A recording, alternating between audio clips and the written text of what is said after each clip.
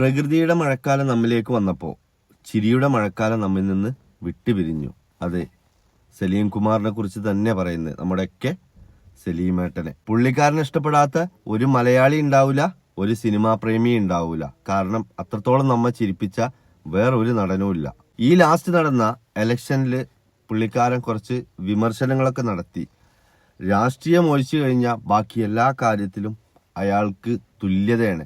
നമ്മൾ മലയാളികൾ അയാളെ സ്നേഹിക്കുന്ന കാര്യത്തിൽ. പുള്ളിക്കാരൻ തന്നെ പണ്ട് ഒരു ടെലിവിഷന്റെ സ്റ്റേജ് പ്രോഗ്രാമിൽ പറഞ്ഞൊരു വാക്കുണ്ട്, അതന്നെ ഞാനിപ്പോൾ ഒന്ന് റിപ്പീറ്റ് ചെയ്യാണ്.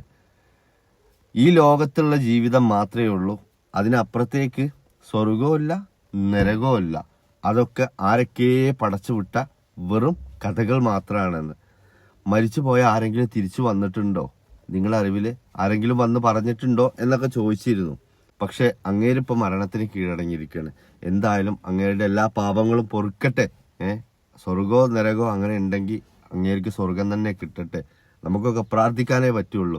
എന്തായാലും അങ്ങനെ ഒരു സംഗതി ഉണ്ടെങ്കിൽ അതിന്റെ രുചിയും പുള്ളിക്കാരപ്പ് രുചിച്ചു കാണും. പക്ഷെ അത് ഇനി ഉണ്ട്, അതല്ലെങ്കിൽ ഇനി ഇല്ല എന്ന് പറയാൻ പുള്ളിക്കാരന് ഒരിക്കലും നമ്മളെ അടുത്തേക്ക് തിരിച്ചു വരികയും ഇല്ല.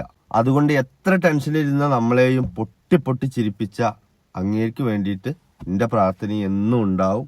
അവരുടെ വീട്ടുകാർക്ക് ക്ഷമയും സമാധാനവും കൊടുക്കട്ടെ, അത്രേ പറയാനുള്ളൂ. എന്തായാലും ഇനി ഇങ്ങനത്തെ ഒരു നടനൊന്നും ഇനി ഉണ്ടാവാൻ പോകുന്നില്ല.